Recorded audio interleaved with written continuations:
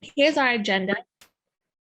One of the things with being trauma informed is to start with building trust through transparency. That is very important for trauma informed learning. So I wanted to build your trust and through transparency of showing you what our agenda is for the next 2 hours. So we start with a mini keynote, and then we're going to go into breakout rooms and build community and talk with each other to really process. And I want to invite you, when you go to the breakout rooms, I would like to extend the invitation, if you're the kind of person who needs to process alone, to stay in the main room. So I will be going to breakout rooms to check on people, but if you're the kind of person who just feels like, you know what, I need to marinate, allow this information to marinate, I need to process independently, and when I'm ready, I'll join maybe the next breakout room. That's something that I want you to know is open for you, and you're welcome to do that.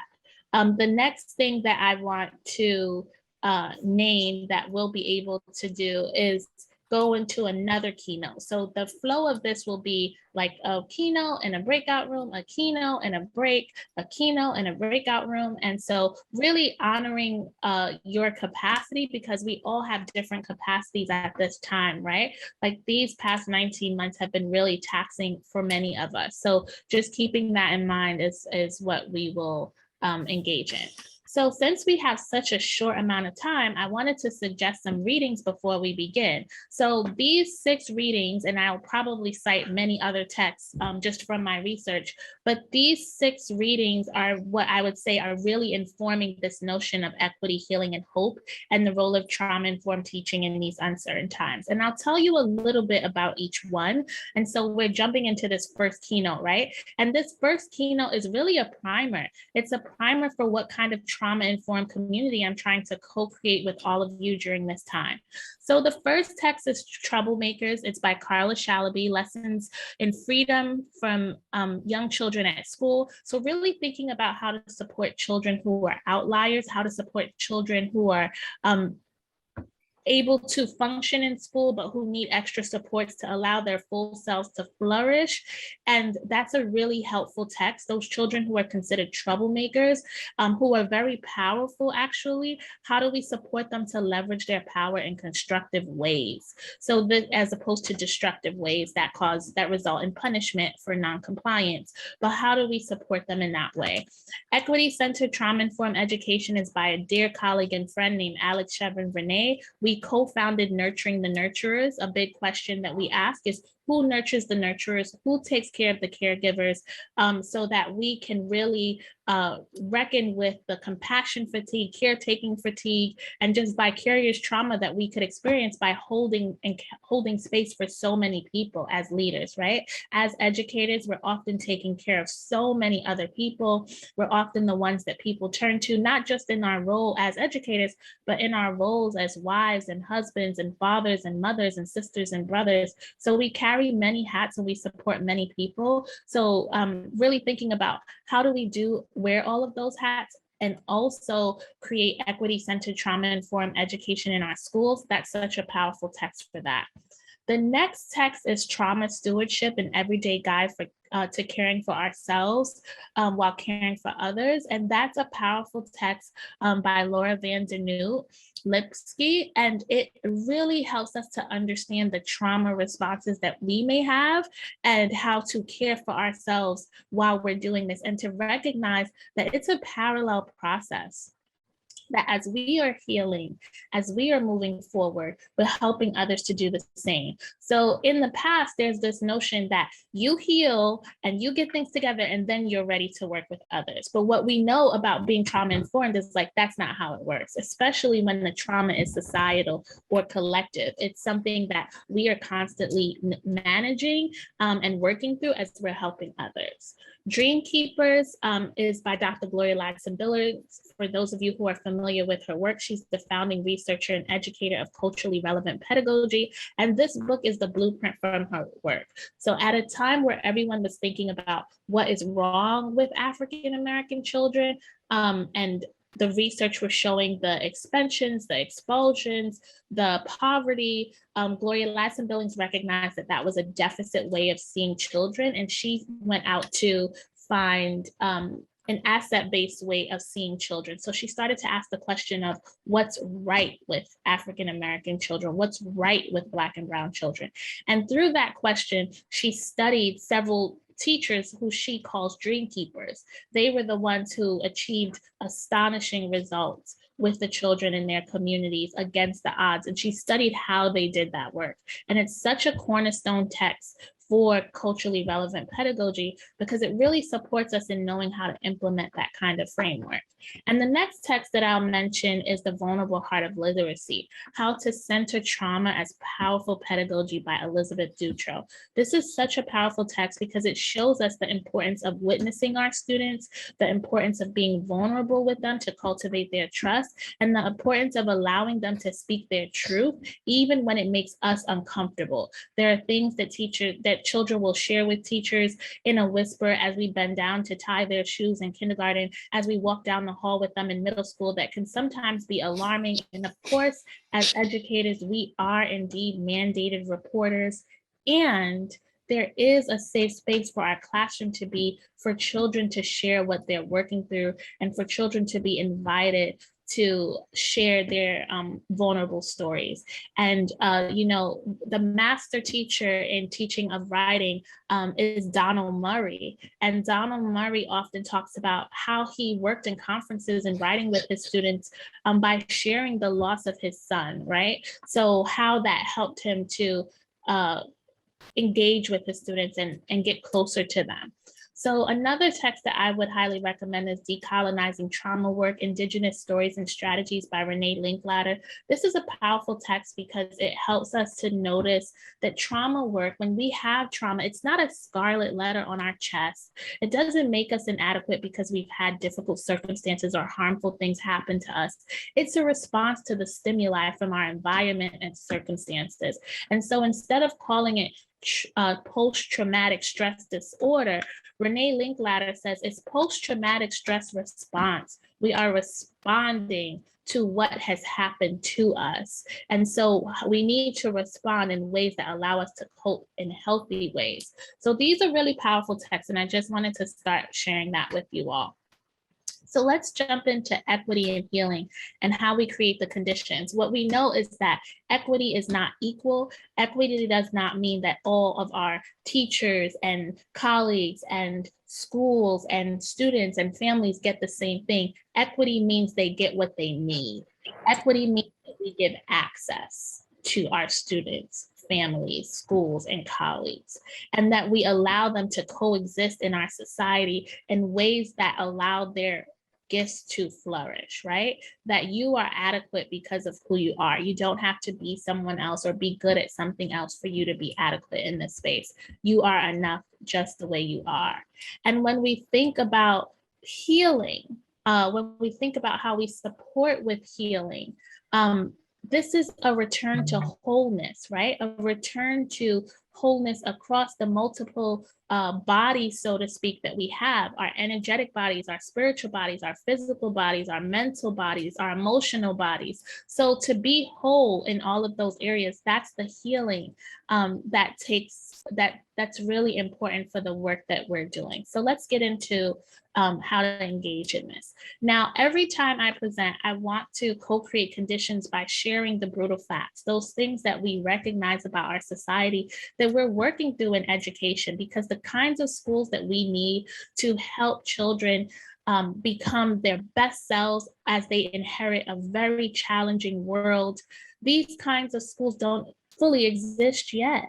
And so we are the visionaries who are co-creating these schools, right? When I look out, I say to myself, Rebecca's co-creating these schools, Sandra's co-creating these schools. These are the schools that Leslie's co-creating. And, I'm just looking at all of your beautiful faces and saying, you are the ones who are going to do this work. And so there are a lot of things to recognize when we're thinking about equity work and just trauma-informed work. The first thing is that we as individuals are not neutral. John Dewey taught us that education is the way to preserve our democracy, that through education, we equip children with the knowledge of how our society functions and what they can do as citizens to allow it to function in a constructive and powerful way that allows people to fulfill the highest ideals of our nation. And therefore, that means that teaching is a very political act, that to raise humans and support them to live out their highest calling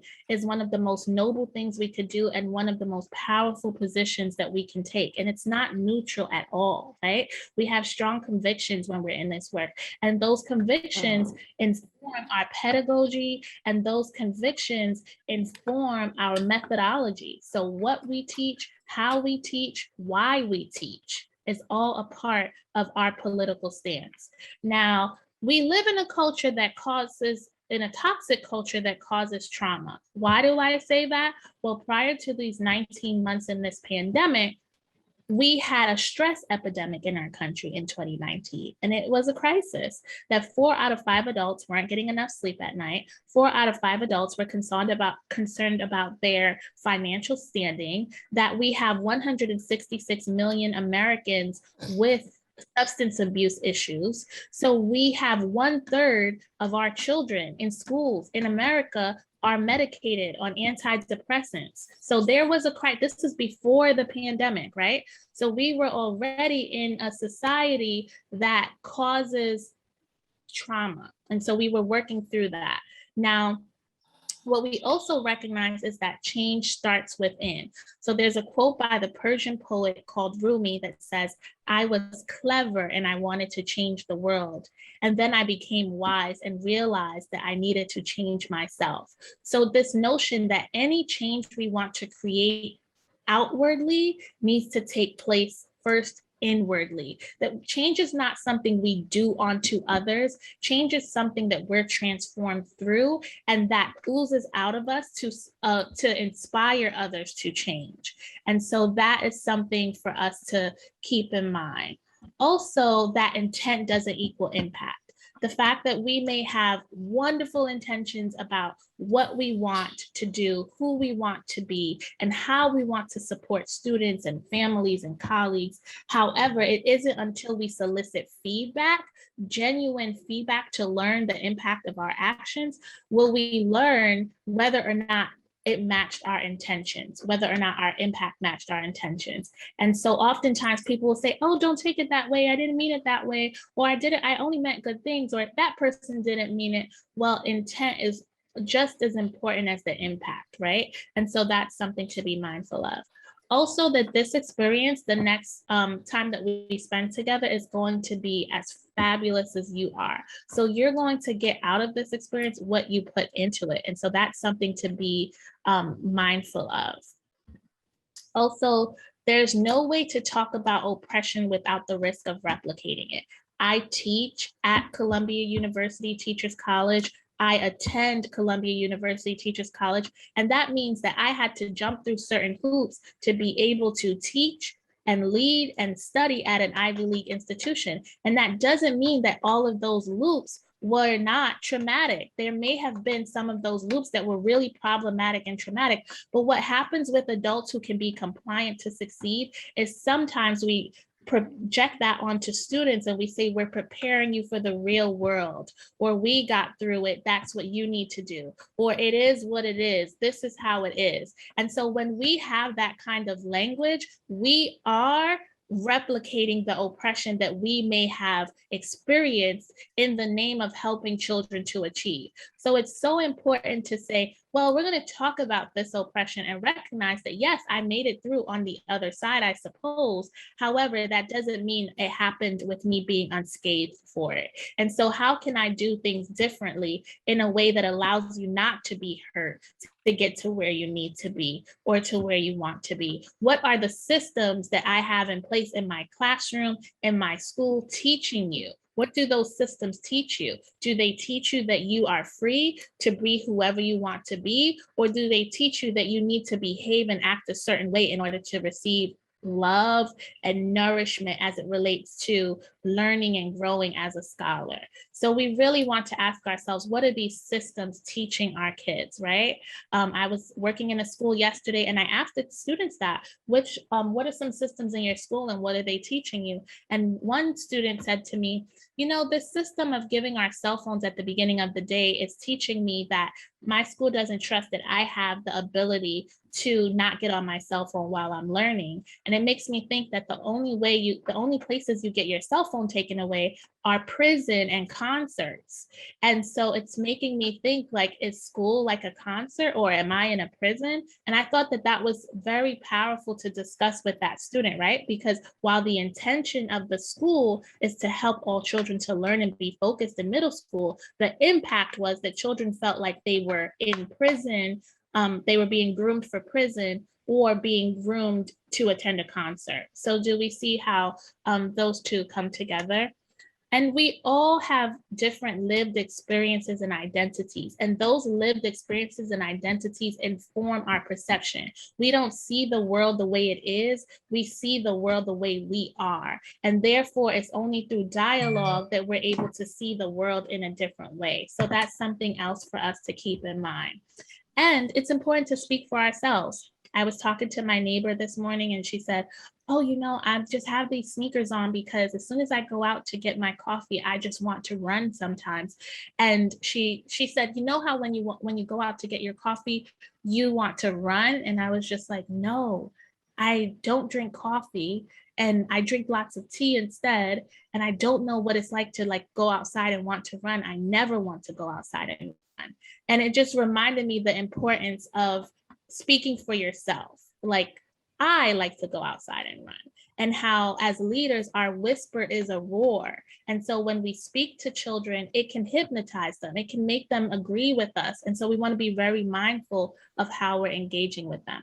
So I just want to pause for a second and invite you to think about which of these are affirming you and which of these are challenging you. And just think about that for about 30 seconds before we move on to the next part.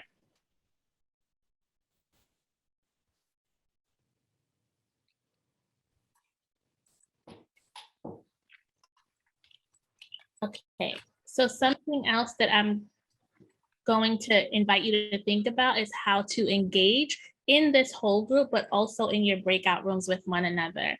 Something that I'll share is I invite you to engage as someone who is healing. And when I say healing, finding wholeness in body, mind, and spirit, someone who's activating your innate spiritual capacity. And when I think about innate spiritual capacity, I think about Eric Fromm's work and Bell Hook's work. And they share that to love ourselves and to love students is to be committed to nurturing and developing someone's full potential and spiritual capacity. And so I started to think, well, what does that mean, spiritual capacity? Is that in regards to a dogma, ideology, or religion?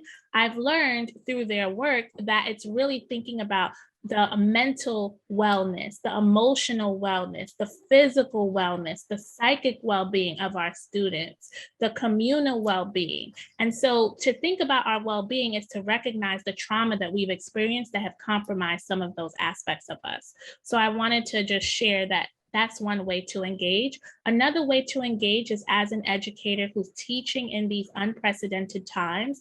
This is not an easy time to teach. And so there are lots that's coming up for us.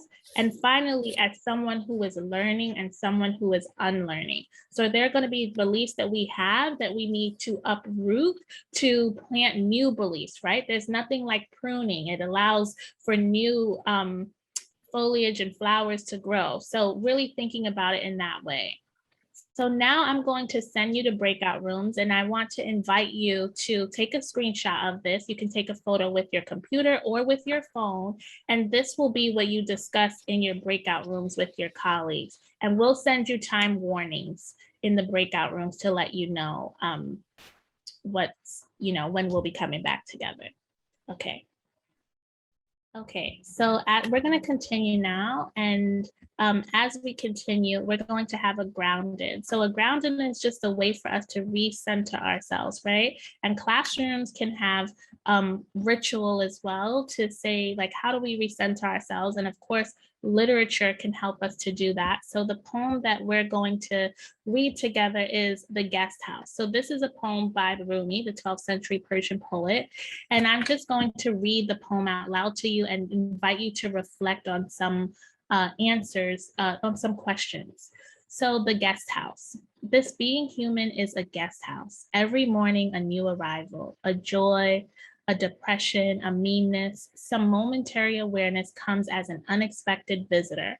Welcome and entertain them all, even if they're a crowd of sorrows who violently sweep your house empty of its furniture. Still, treat each guest honorably. He may be clearing you out for some new delight. The dark thought, the shame, the malice, meet them at the door laughing and invite them in. Be grateful for whoever comes, because each has been sent as a guide from beyond. I want to invite you now to think about what parts of this poem resonates with you now and why. You can write it in the chat. Like, what parts of this poem, when you think about the last 19 months that we've experienced, what parts of this poem resonates with you now and why?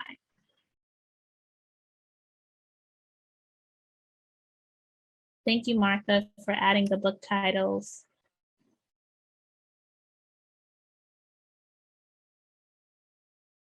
Ian says the last 3 lines. Unexpected visitor, be grateful for whatever comes. Honor all emotions. Openness, inviting, meet them at the door. It's okay to have a bad day. He may be clearing you out for a new delight. Optimism. Some momentary awareness, welcome and entertain them all. Be grateful for whatever comes. This is powerful. So I'm going to ask you a question, but first I'm going to model how I would respond. And that question is, what kind of healing is taking place in your guest house now? So the healing that's taking place in my guest house now is grief. I have grief in my human guest house. And you're going to learn a little bit more about that in a moment. But I invite you to share what kind of healing is taking place in your human guest house now.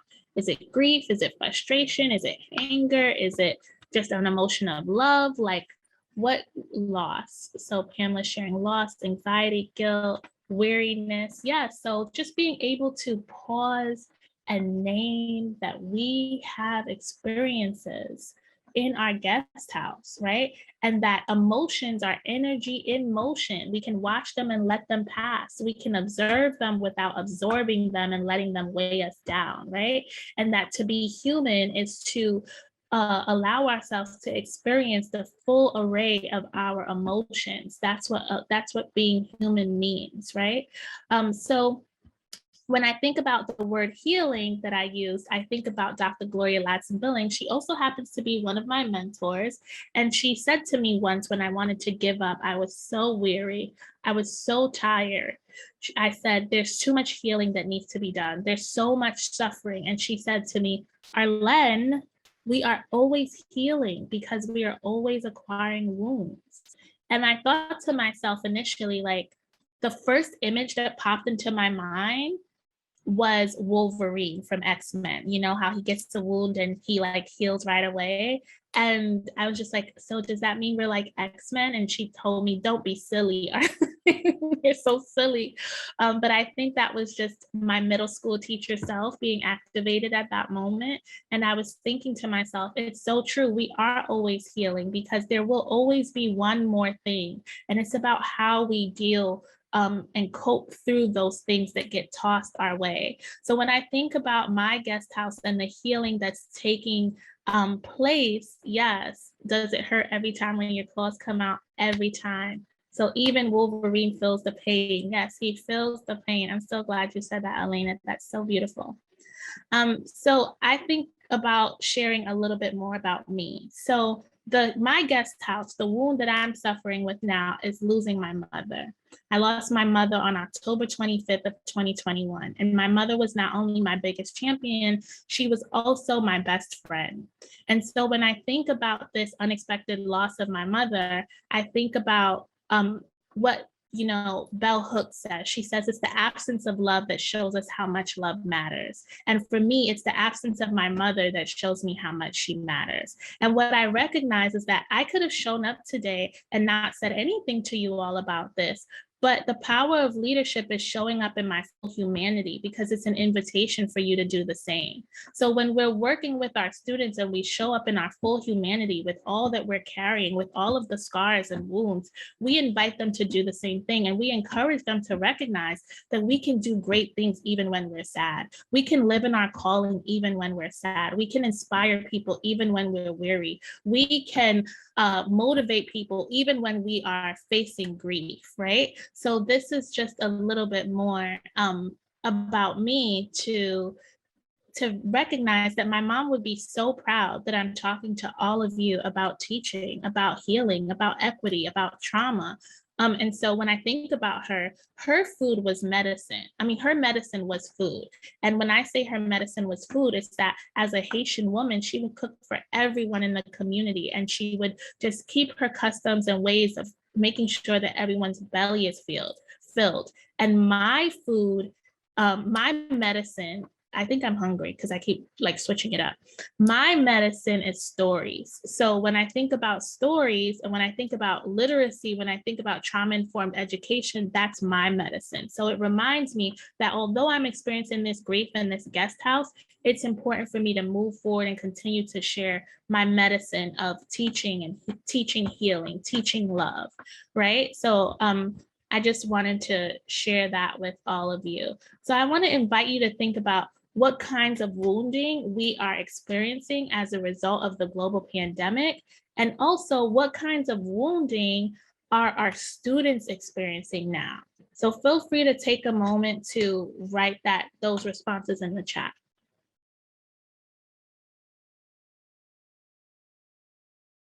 Thank you, Gregory. Thank you, everyone.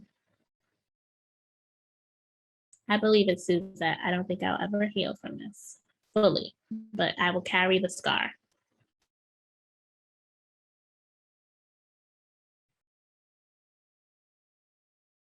Yes, thank you, Jen. Now see, Kathleen.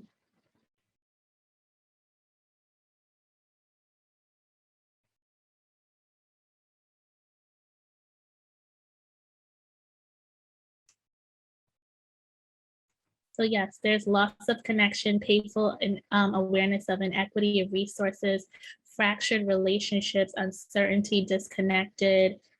Yes, there's pain, there's loss of place. And I really appreciate how all of you are engaging with one another in the chat. You're responding to each other. It just shows what a beautiful community this is and that you all are.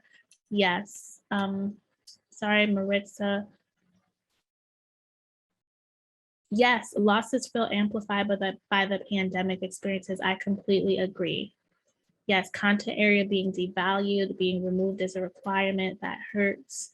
Constant change, much less socialization. Sending you lots of love, Yingjin.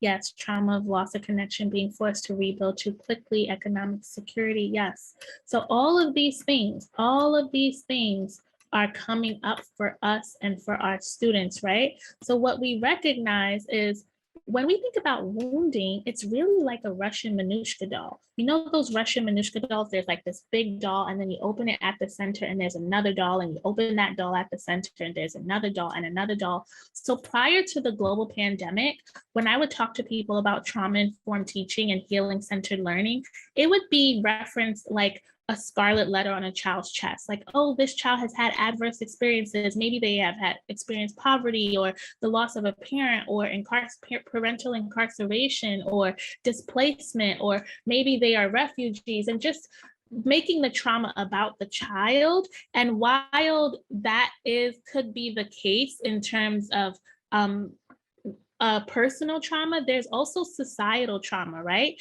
So things like war, things like inequities within society, those are things that really affect people on a personal level. So we're thinking about that bigger doll, right? It could also be personal. So when When people are experiencing a very personal loss, that can be a trauma for people. Also, it could be relational. Maybe there are relationships that are severed. A lot of relationships have changed in the last 20 months, right? A lot of relationships have gone through very deep transformations. And so it could be relational. And it could also be professional or educational when we feel like our content area isn't valued, when we feel like some of our colleagues don't treat our students with dignity and respect, when we feel as if we can't show up fully as ourselves in our roles as educators without having to comply with a mandate or without being able to create boundaries for ourselves in our work, then that is a professional or educational wound. And when we feel as if our race plays a huge role in any inequities or injustices that we're experiencing, that's a racial wound. Or it could be a cultural wound. Like, for example, when we saw that Donald Trump called COVID-19 the Chinese virus, that caused a lot of harm to our Asian brothers and sisters in the community, which resulted in President Joe Biden having to create an anti-hate bill because there was so much violence geared towards our Asian brothers and sisters. So that is something for us to recognize, that there are all kinds of wounds that could happen. So I wanted to give you a moment, just a few minutes, to write down what you're thinking about any of these wounds. Like when you think about these categories, and this could be personal, you can put it in the chat, but you don't have to. I want you to just take a minute to choose one of these wounds that you would like to talk more about. So I'm going to set the timer for 3 minutes, and you could just choose one of these wounds. So which wound is coming up for you or your students? You could write about yourself or your students. So we have 3 minutes.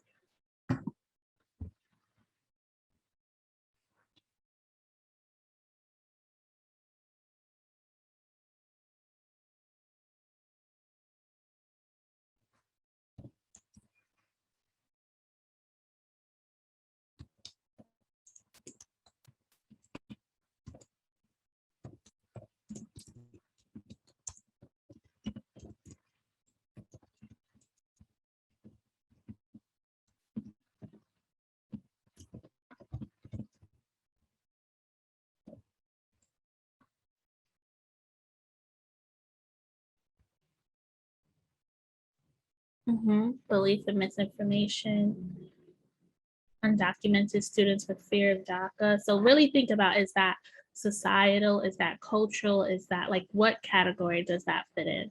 Constant devaluing, the rise of hatred in the US in general. We are also, yeah, so that's a societal issue, right? The polarized nature of our society, earth endangerment and related fatalism, yeah.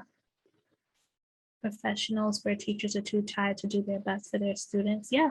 So we're seeing that that is a wound, a general loss of civility, feeling powerless to help students during racial injustice. Yes, that is a concern. We have a minute and a half left to just think through this together. So notice what your colleagues are saying and what you would add. Broken families feel like the norm in a lot of areas.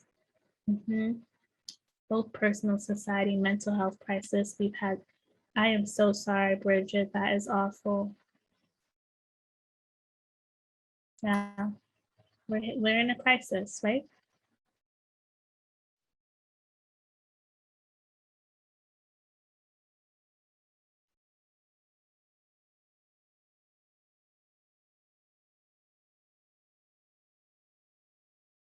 Mhm.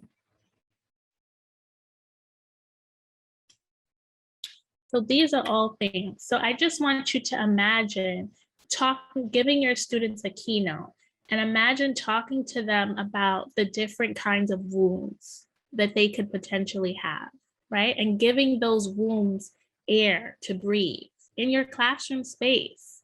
Now, what's interesting when we center trauma as powerful pedagogy is that we can invite children to not just share, or students, because you all don't only teach small children, you also teach like adults. So we can invite them to share not just the product, like their writing itself, but also the process. So I want to invite you to think about healing shares with your students. And healing shares would sound like, what does it sound, what is it like to write this? What does writing this do for you? Who are you writing this for? And what is the lesson? So what are we learning from even being able to write about these things? And of course, when we're writing, we could share our topic. Like, for example, you chose those different categories: societal, personal, relational, professional, educational. You could share a line from your writing, maybe a dialogue line that someone said, or maybe a fact that's not necessarily fun. You can share an excerpt, a couple of lines like many of you did in the chat, or you could share your entire piece of writing. But what we're doing is inviting students to allow us to bear witness to what they are reflecting on, to bear witness to them giving ear to the wounds that they want to cultivate critical consciousness around. So that's something for us to think about. And I just want to invite you to think about, if you took time to write some notes down, or if you took time to type some notes, you're welcome to share about the process or the product in the chat.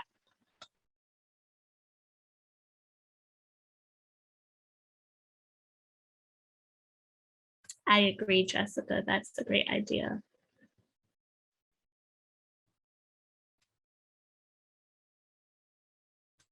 It feels so much more healing than just an SEL check-in.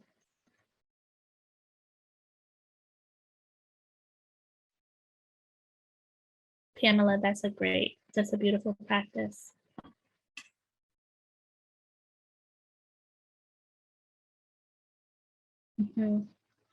Just an opportunity to reflect, because it's all linked to fear. Shining light on fear weakens it. Yes. They say, do not fear the shadows. It means that there's light nearby, right?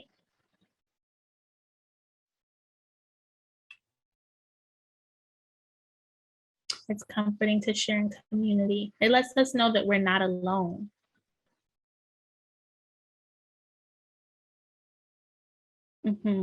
Yes, Mark, that's such a powerful reflection. Yeah, so they can choose to share the product, or they could share the process. And anyone who's a writer knows the process is equally, if not more important than the product. It takes so much courage to write about what ails us, right? It takes so much courage to allow the act of writing to transform us.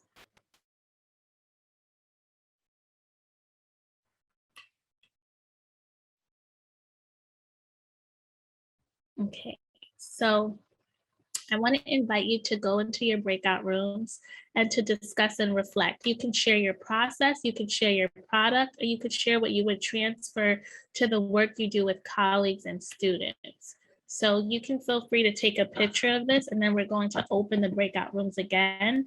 And you're welcome to stay and reflect independently if that's what you need. We'll just double check to make sure that the breakout rooms have enough people in them. So we're going to open the breakout rooms now again. Now, as we continue with our time together, we're going to now step into talking about trauma-informed teaching, like what that entails, and what do we need to do to put it into place. So in terms of trauma-informed teaching, let's start with what is trauma. So if you could define trauma, what would your definition of trauma be? Would you kindly place it in the chat?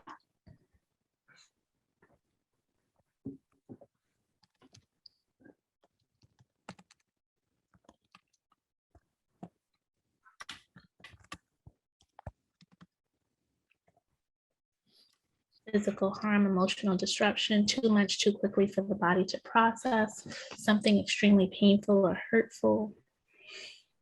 An adverse event, emotional reaction, something that has a lasting negative impact, an adverse childhood experience. Yes. Emotional or physical injury, distress caused.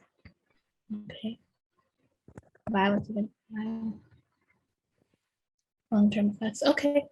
So thank you all for writing your definitions of trauma, how you see trauma. So I just want to share what trauma is and give you sort of 3 other ways of looking at it. Number 1 is trauma is when something crosses your will.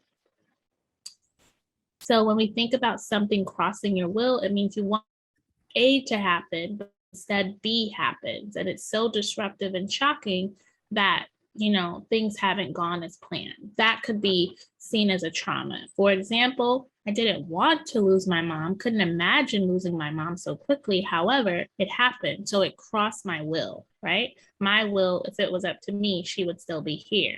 So that's an example of how trauma happens. Another way to look at trauma is as supreme neglect. So when people fail to bear witness to what others are experiencing, as far as all of the things you described are considered, whether it's their loss, their emotional, mental, or physical harm, their adverse childhood experiences, when others fail to bear witness to what we're going through and pretend like it's not happening, that supreme neglect causes the trauma to be solidified. And the way it manifests is that we then cultivate maladaptive coping mechanisms, right? So when someone is not being witnessed by community because we are social beings, we develop maladaptive coping mechanisms as opposed to constructive and adaptive coping mechanisms that allow us to grow and experience what many scholars call post-traumatic growth. So when we also think about trauma, we can recognize that there's positive trauma and also negative trauma. Yes, there is positive trauma. If you're wondering, like what? Well, giving birth, for example, is a positive trauma. As disruptive, unsettling, and painful as it is, mothers of children who give birth will tell you how exhilarating and emotionally fulfilling it is to finally be able to hold, and fathers as well, and all parents will tell us how exhilarating and just empowering and beautiful it is to hold their children. And yet the process for getting there is so challenging, right? So what we recognize with just the example of birth is that trauma could be a profound gateway for inner healing and growth. So we're not just the victims of our circumstances, we're also the victors of our future, and we are the origins of our future. We write the story. We decide how we will talk about that trauma. We decide what that trauma has taught us about life, right? So that's something for us to be mindful of as we go about this work. So now we'll take a moment to think about the kinds of trauma. So when we think about individual trauma, that's what adverse childhood experiences are. All of those ACE studies really focus on one kind of trauma, individual trauma. This happened to the child. They experience poverty. They experience being in the foster care system, or perhaps they are living in a particular identity or experience that is causing them to have issues with their behaviors or their emotions or anything like that. And it's usually like an individual response. However, familial trauma is when the whole entire family has an issue. So we could see it like this. Individual trauma would be a child having an issue coping with their parents who have had a divorce, right? Whereas familial trauma would be the whole family has a hard time coping with this divorce. So the parents and the children. So that would be the difference, that in individual trauma, maybe the middle child has a problem with the divorce, but the younger and oldest child are fine, and it doesn't seem to really affect them. In a familial trauma, the whole entire family would be affected by this change. Community trauma, we can just see Flint, Michigan still doesn't have clean water. And that is a trauma for that community, right? So community trauma is when it affects everyone in a specific community, when there are systemic and societal issues affecting people in a specific community. That is community trauma. Cultural and racial trauma, we talked about, the ways in which certain people in power say things that could affect a whole group of people. We talked about that a bit. So cultural racial trauma affects a specific group of people, and it's because of their culture or their race that they're experiencing this particular trauma from society. Societal trauma affects our nation. So we talked about the way that things are polarized in our nation. We talked about the way the global pandemic has wreaked havoc on our society and nation, and how we're all trying to pick up the pieces and heal the wounds from that. So societal trauma is what is affecting our nation, the United States of America, and how is that trauma brewing here.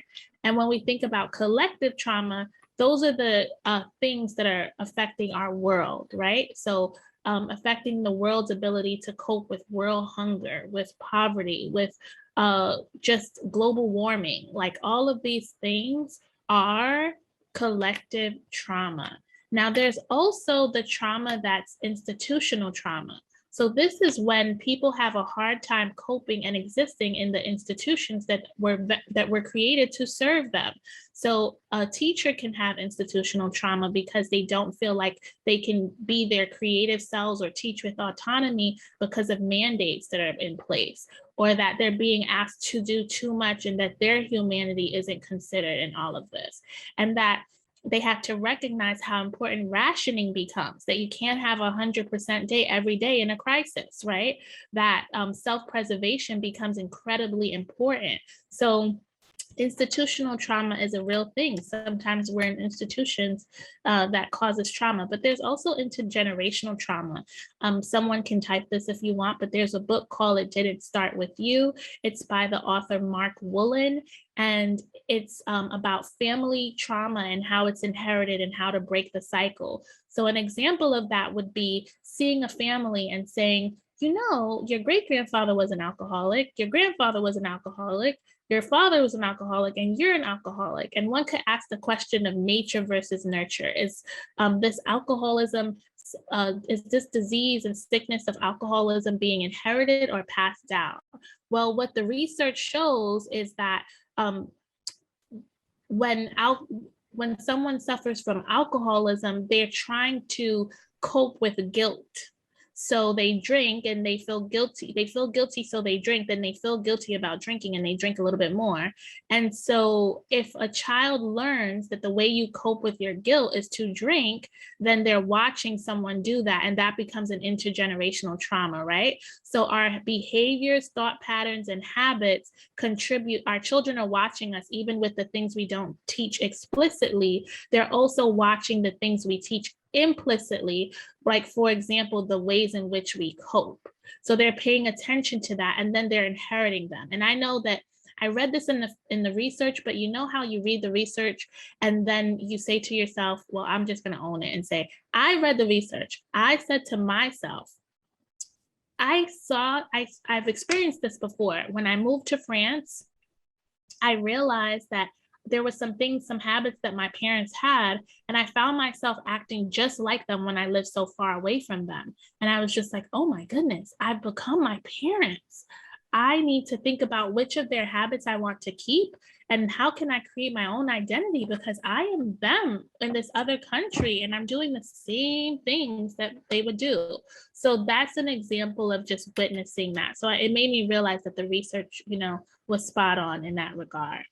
Now, I want to invite you to reflect on the kinds of trauma, and to know that as an educator, the first step to becoming trauma informed is to realize and recognize the widespread impacts of trauma, that this is something in our society that's huge and it's not going away anytime soon.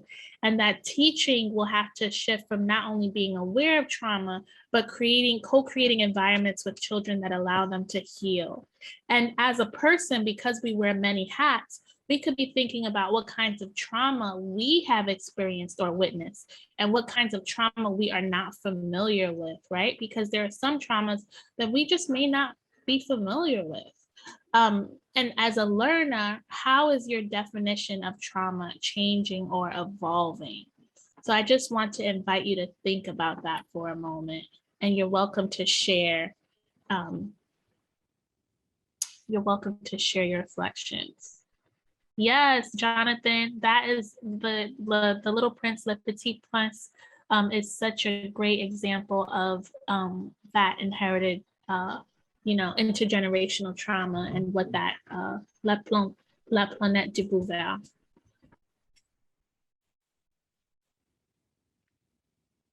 Yes, Jennifer, sure. And it's so interesting that you mentioned that, because when I share these examples with students, they talk about that too, that the criminal justice system, I was in a middle school yesterday, and the children, because I work as a staff developer consultant in schools, and the students said to me, well, what we would call it is the criminal injustice system. And I said, whoa, tell me more about that. So it's interesting to hear what kids said. Oh, the transcription did not understand French. I don't see what it said instead. Yes. Gaslighting for sure. It's like gaslighting. Mm-hmm.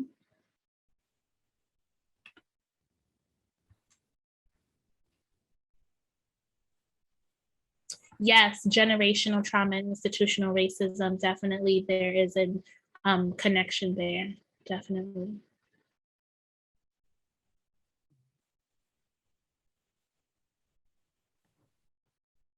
Mm-hmm. That is a form of trauma, to have your family member deported.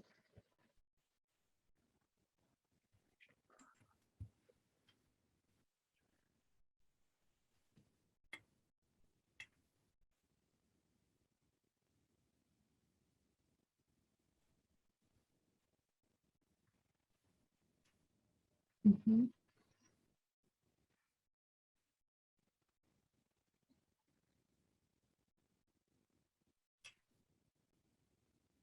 Oh, wow. And thank you for your generosity of spirit for sharing that with us.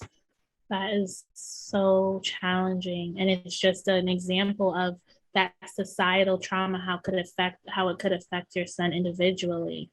So thank you so much for sharing that with us. Mhm. Yes, it is beautiful to see the resilience. I always told my kids I couldn't walk a mile in their shoes, as the first generation of students to go to school post Hurricane Katrina, and that they were teaching me so much resilience.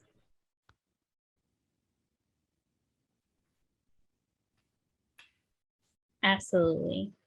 So let us continue. What are some trauma responses? So a trauma response is how we react when our prefrontal cortex gets activated, right? And we have a response. We think we're in danger.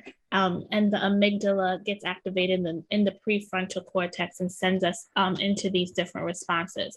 Many of us are familiar with the fight response, becoming aggressive, argumentative, defensive, in the face of what seems to be danger, right? Because sometimes it's not necessarily what's happening in the moment that's being activated, or what some people call triggered, but I refuse to use that word because it's violent, and I don't want to explore trauma with violence. I want to explore trauma as a response to stimuli, right? Like sort of like that decolonizing trauma work text. So what we know is that that person may not be in danger in that moment, but the situation reminds them of the danger that they were once in, right? And so that could be a response. Another response could be fawning. So these are the people who come across as people pleasers. They're trying so desperately to make you happy that they forego their own needs in the process. In the classroom, this looks like the child who always wants to help but isn't necessarily completing their own work, the child who may come across as annoying, so to speak, because of their desire to, oh, like you put your phone down, you don't know where you put it, they've got it in their hand. Like it's right here. You drop a pen, they like run to pick it up. And these are the colleagues who want to be seen as the good worker. Excuse me. So that's what fawning comes across as. Many of us are also familiar with flight. So these are the runners. When things get hard, they take off. When they feel activated, when a situation activates them, they just take off. And sometimes it feels like, wait a minute, what just happened? Why are you leaving? Right? Because it isn't communicated. Usually they just take off, right? And it can feel like even the silent treatment, like this person is just ignoring me, or kids call it ghosting, like you ghosted me. That is another way of looking at it. The fool response. This is the child that's seen as like a joker. They laugh at very inappropriate things. They laugh to keep from crying. And it usually is seen as they are very disruptive or disrespectful and unkind and just mean because they're laughing at inappropriate things. And a lot of the times these children get punished for their trauma response. So they get a consequence when in fact they're actually experiencing trauma and they need support. Because they laugh to keep from crying. So this is a very interesting one that we start to really see develop in around 3rd, 4th grade and up. You start to see this develop in a child, and it can be very alarming.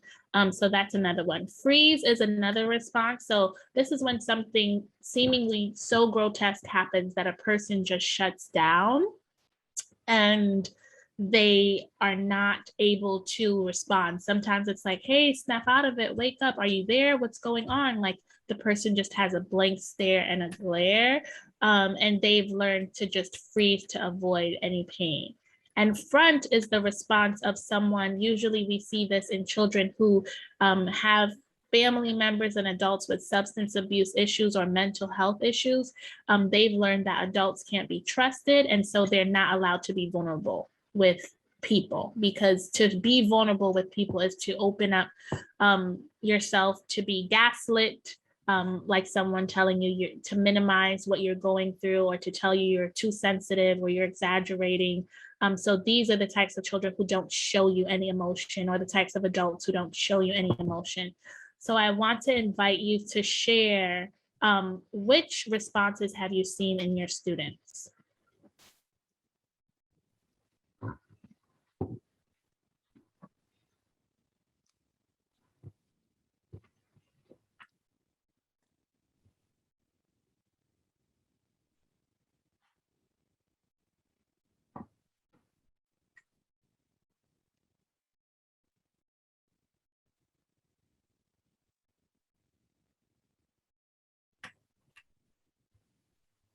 Freeze in front, all of them.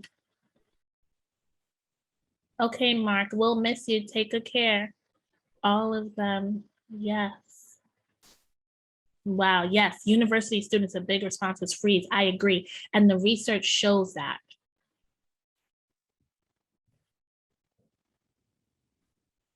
Yes, all of them, a lot of front. So we're seeing these responses, right? Front and like seeing the ones that get called out most. Yes, they get called out. And oftentimes children get punished for these things. So when children get punished for their trauma responses, then that means school is an institution that's causing trauma, right? Because imagine if you're having a trauma response and you get punished for it, how much more that re-traumatizes you. And this has happened to many of us and happens to many children. And it's something for us to be aware of, or to many students, something for us to be aware of. Oh, Susan, that is a great idea to study, to watch something and study it. Thank you for sharing that. So what does this look like in adults? Well, I've borrowed this from Trauma Stewardship, an Everyday Guide to Caring for Yourself and Others by Laura Vandernoot. And the way that this manifests for adults is a feeling of helplessness and hopelessness, a sense that you can never do enough. There's hypervigilance, diminished creativity, an inability to embrace complexity, minimizing, chronic exhaustion, physical ailments, an inability to listen, deliberate avoidance, dissociative moments, a sense of persecution, guilt, fear, anger, and cynicism, an inability to empathize, and numbing, addictions, grandiosity, an inflated sense of importance as related to one's work. So I just want to invite you to think for a moment, which of these have you seen in the adults that you've worked with? Leslie, that is a powerful reflection, and I have to agree with you.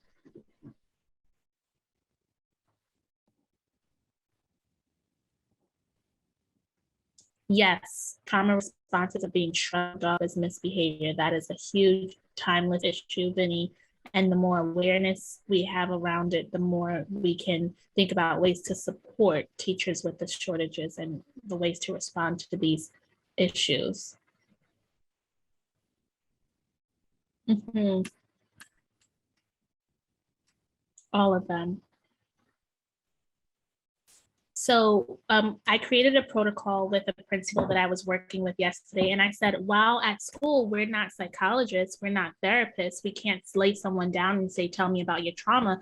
And no child or person owes us an explanation or description of their trauma. Like they don't have to tell us, we can just look out for the signs, right? So being trauma informed is to know when you're having a trauma response and when someone else is having a trauma response without knowing why they're having it, right? So I may not know that you lost your mom. I may not know that your father was deported. I may not know that your uncle is an alcoholic, but I just see that you're having one of these responses, which means that something has happened to you that puts you on edge. Something has happened to you that has caused you harm. And so the protocol that I implemented with one of my schools is to invite us to check in with people's heads and hearts, like a head and heart check, and inviting us to have the linguistic repertoire to say, I'm having a trauma response.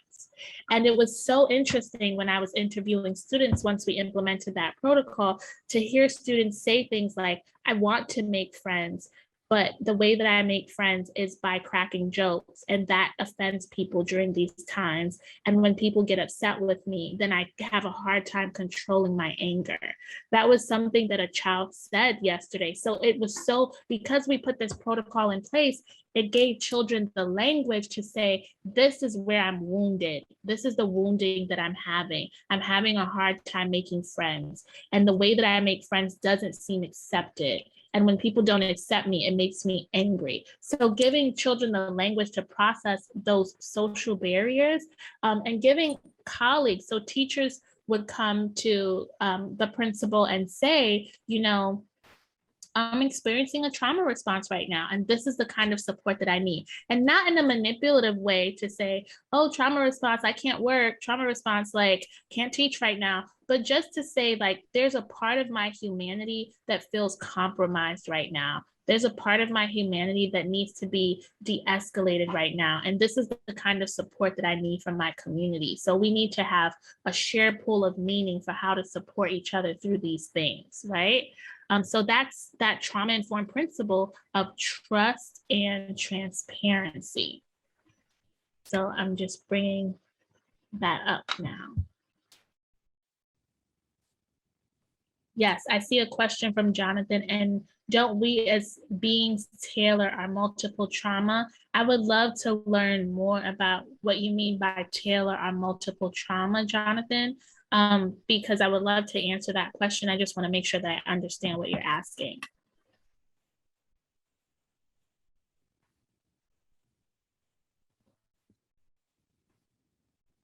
I will say this, though, in case you don't want to unmute yourself in this large crowd, Jonathan, I will say that what's interesting about a trauma response is we don't know which response we'll have under different circumstances.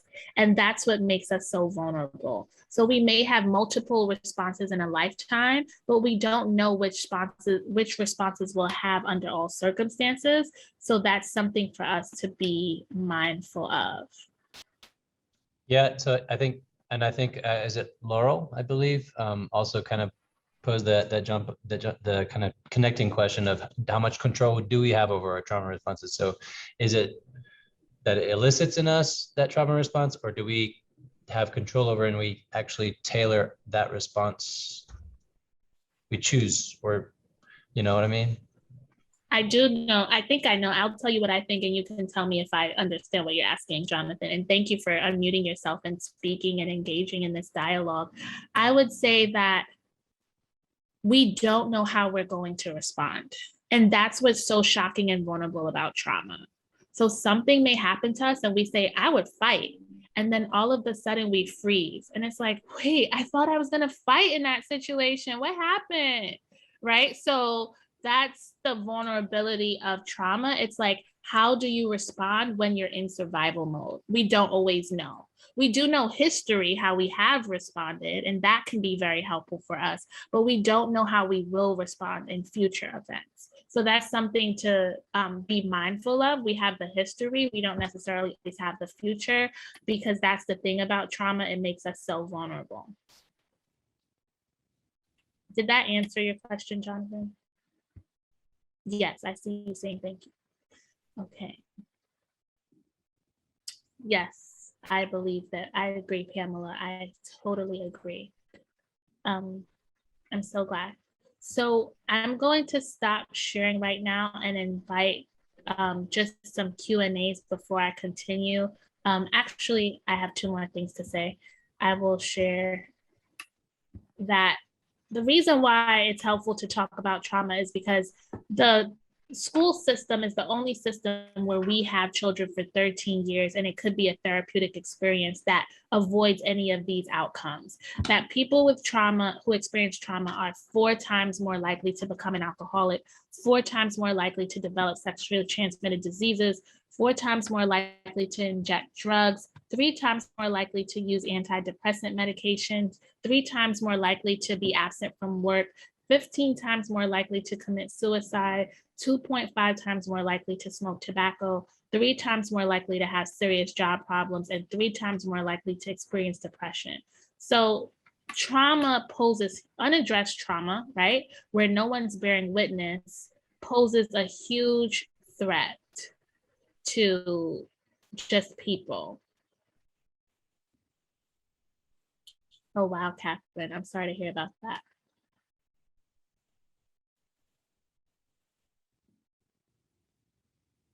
Yeah, and they cause more trauma, right? That cause more trauma, Catherine. Yes, so that's what not to do. So I think we can reflect on trauma responses, as we're thinking about this, like this is an independent, quiet reflection. What kinds of trauma responses have you witnessed in students? You could think about a scenario and how you would react differently, right? As I know, when I was learning about trauma through the Trauma Informed Collaborative and Tulane University, I just thought, oh my goodness, like that was a trauma response. And I responded with a punitive consequence. And how traumatizing was that? And so I had to do better the next time, right? So the next time I went to school, I apologized to that student and I tried to do it better, because while my intention was to help that child do better, I caused more harm because I was upset. And so I just had to own that, right? So that's something to think about as we move forward. And what kinds of trauma responses have we witnessed in ourselves or others? There are certain children and students and colleagues who will activate a trauma response in us. They bring up something that we've experienced before. And that self-awareness, right? That knowledge of self to know, this may trigger, or I won't use the word trigger, this may activate something in me. Who can I reach out to for support in my school or in my community to help me navigate this? And just thinking about through this experience, how your knowledge of trauma responses are changing and evolving could be so powerful.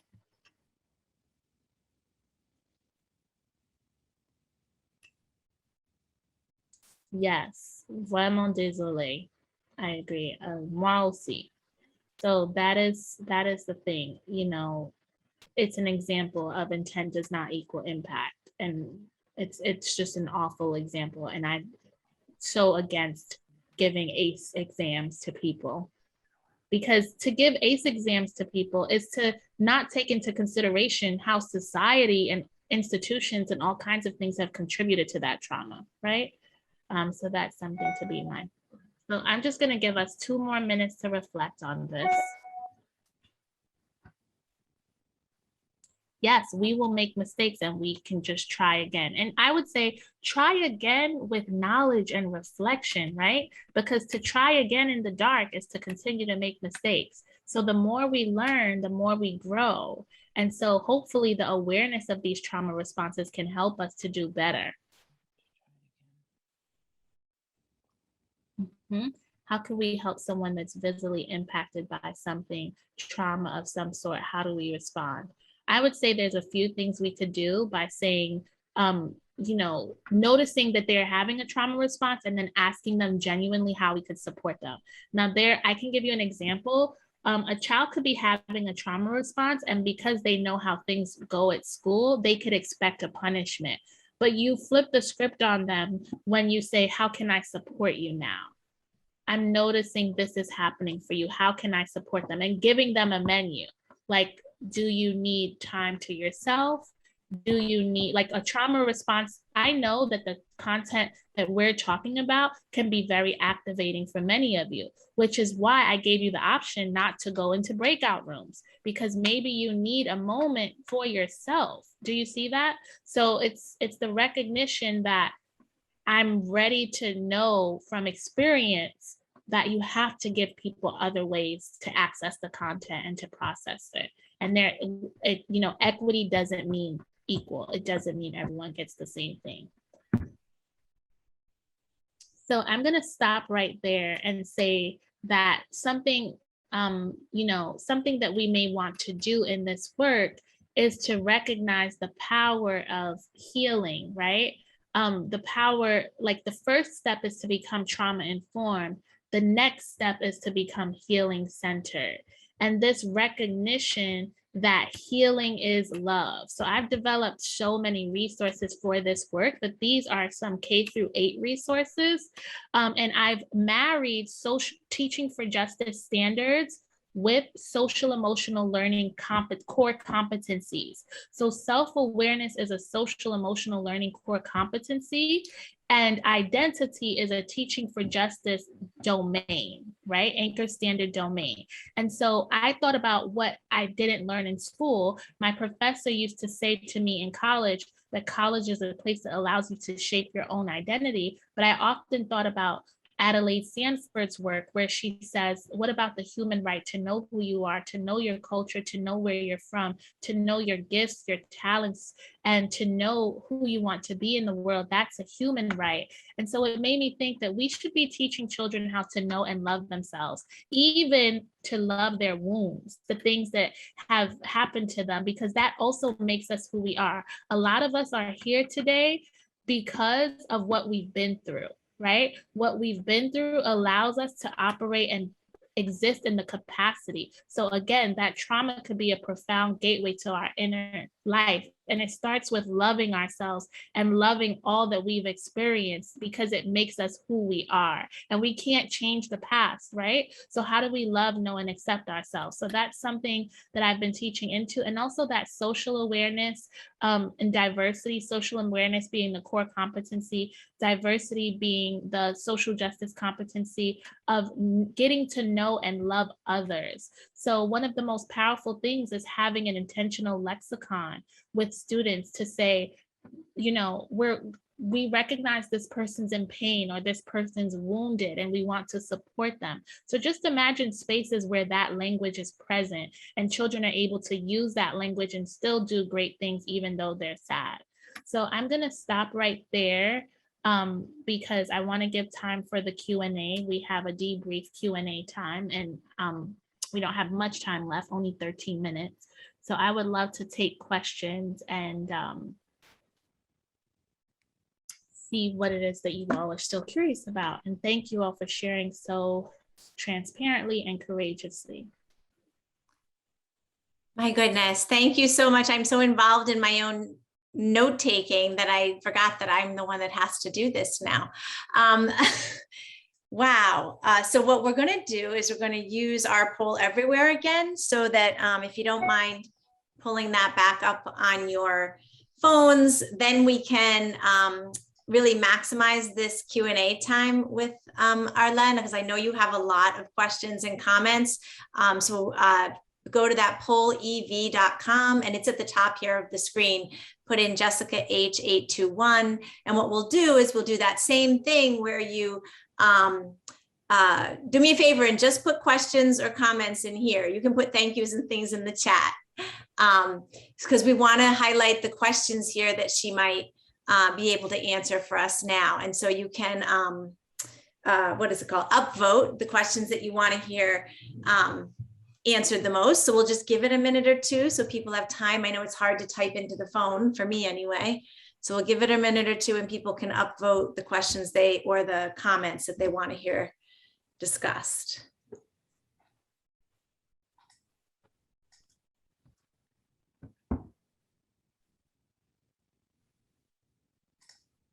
Let me check the chat.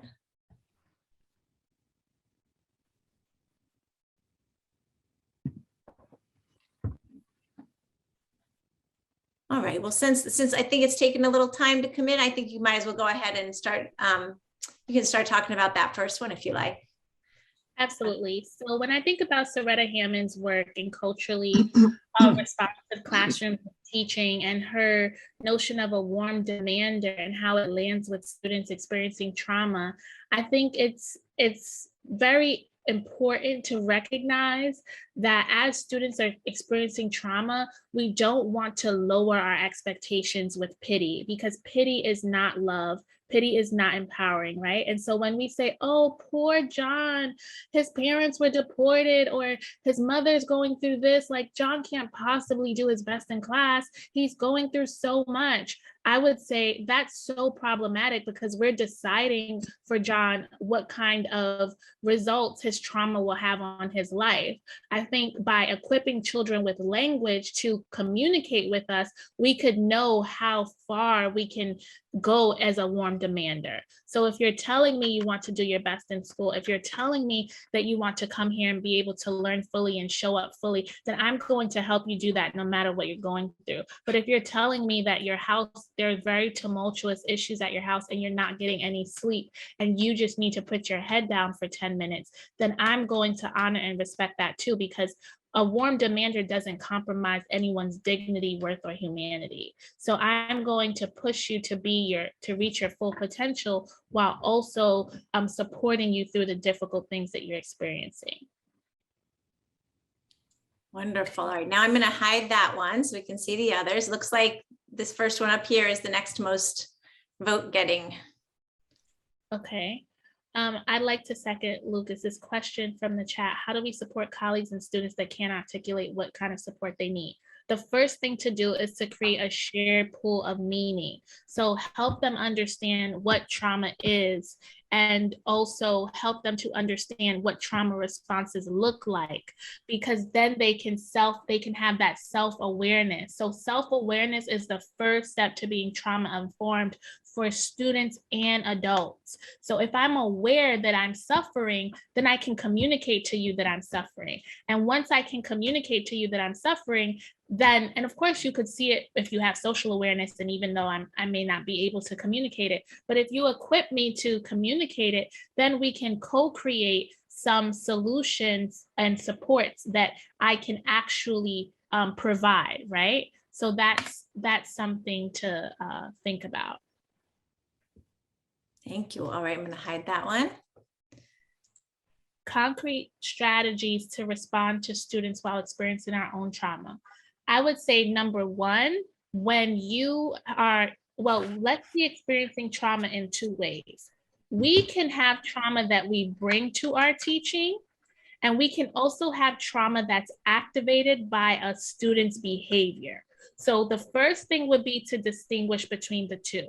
Like, when is the trauma activated by someone's behavior, and when is the trauma something that we're bringing with us? An example would be, I bring with me into my teaching that I lost my mother. I own my grief, and that is the trauma that I'm carrying. When I get into school and I notice that a child, and like, I'll give you an example. There was a student who, instead of like telling me things, he wouldn't tell the truth, and he would call his mother and tell his mother things that like we didn't talk about. And I just felt like there were moments where he would pin his mom against me, like, oh, you know, Miss Casimir said I didn't have to do the assignment. Oh, Miss Casimir, my mom asked if you can excuse me from the assignment. And so both of us were like believing that this child, you know, needed to be, that each other were causing this, until we engaged in a conversation. And for me, I felt like I was being manipulated by a child. And so I was activated, because I was just like, this is not what a child, like, why would a child do this? And so I just became activated by that, and I had to recognize it. And so I would say some concrete strategies would be, number one, recognize the source of the trauma. Number two, once you recognize the source of the trauma, name it. Number three, think about if you can show up fully for your class, or if you need to have what one of my school has, which is a tag in, tag out protocol, where they're like, I need a few moments because I am having a trauma response and I need to step away. And this is the support I need from my colleagues. And that is a protocol in a school that I work with, like tag in, tag out, and they know what that means. Like they have a code word for how to support one another, and they have a time limit because obviously the human capital is becoming scarce with all of the things that are happening in the world. So that's something to keep in mind. Hopefully that helps. So I would say the concrete strategy is to think about your independent way of knowing you're experiencing trauma, to think about who you trust in your school that you can be vulnerable with about what you're experiencing. Number three is, what system does the school have to support educators who are experiencing trauma while they are teaching? There needs to be a school-wide system. Wonderful. All right, this one, how are we doing for time here? We have 5 minutes, so. Okay. How can we respond to this overemphasis on learning loss due to COVID, and the emphasis in some cases on COVID as the main root cause of disengagement? I would say that we have to push back on this notion of learning loss. Like, first of all, that's a deficit way of seeing things. And, you know, school culture is not a single thing. It's a lot of things. It's dynamic. And children can be reminded how to do school. We know that this is a particularly difficult time because we're still learning how to do this kind of school, pandemic in a school. And our teaching has to be as consistent as possible, but as fun and loving as possible. And to be loving is to recognize, what have you gained? We need to start asking that. What is the learning gain? Children have learned how to be in their community. They've learned how to cook for themselves. They've learned how to take care of family members. They've learned how to grieve. So we need to flip the question on its head. Not what kind of learning has been lost, but what kind of learning has been gained. And then we need to figure out how to measure that data, right? Because pandemic era school culture has already defined itself with survival and pleasure at the center. So part of our work is undoing some practices and behaviors. And we must do this without criminalizing or diminishing criminalizing children or diminishing what they've been able to overcome, right? So we just need to be loving, affirming, and fun, and recognize that we're not going to play into this narrative that learning loss has happened. We won't subscribe to that narrative.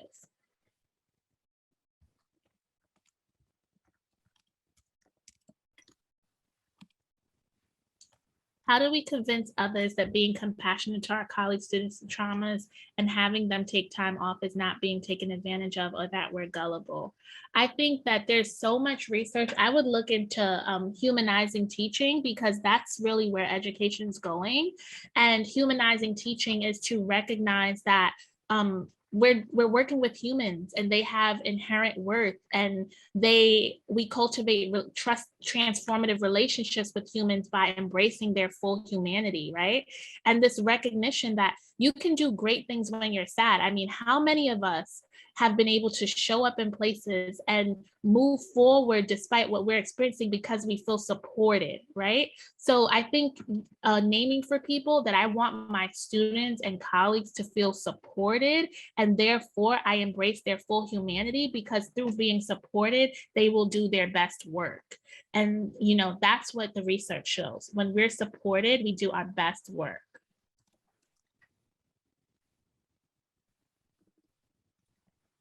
Maybe you have time for this last one here that's got 7 votes. Okay, so this is a great one. Is it wise to disclose certain personal traumas with students' shared experiences? I would say there is a way to share trauma without trauma dumping. Trauma dumping is to share trauma without knowing the lesson learned from it. I am able to stand before you all today and share with you, although I'm still grieving and it hurts, the loss of my mother, because I recognize that it allows me to enrich my content and it allows me to show up fully vulnerably as a human being. And what it promoted was, what it made room for was for you all to show up in your full humanity and share. So I think if you can share with a lesson, then it's not trauma dumping, right? So if when we share our traumas with students, we have to know the end goal. We have to do it with the end goal in mind. What's your purpose for sharing this? And we want to make sure that we understand our intentions, and we want to measure the impact and how we may respond. You sharing, like me sharing I lost my mom, could cause some children to cry and remember the loss that they've experienced in this pandemic. So I have to think to myself, Arlène, are you ready for that? Or are you just wanting to dump on them? Are you ready for the dynamic law of reciprocity that they're also now going to open up to you? And if you're not ready, then don't share with them. Because to share is an invitation that they can also share with you. So do you know the lesson of what you're sharing? Is it appropriate for their age? And do you know the lesson of what you're sharing? Is it appropriate for their age? And does it cross any of your boundaries to share that? Are you comfortable with them having that information forever? That's something to think about. And I really highly recommend Centering Trauma is Powerful Pedagogy for that question, because she writes, like, her whole book is about that. Can you repeat that title one more time? Yes, it's The Vulnerable Heart of Literacy, Centering Trauma is Powerful Pedagogy. And all of those books are now, thanks to a lot of people in the chat, we've got them all listed with authors, and there's also a screenshot of the covers in your handout. Arlène, we just can't thank you enough. I've been sitting here, I have 100 notes here, and I mean, you are just a gift. You're a gift to us. You're a gift to the profession. You've, you know, I think this has been really transformative for a lot of us here in thinking about our work with students and thinking about work with our colleagues, and even thinking about our own selves as we move through this. So thank you so much. Just wonderful. And I'm sure the chat is blowing up with similar thanks.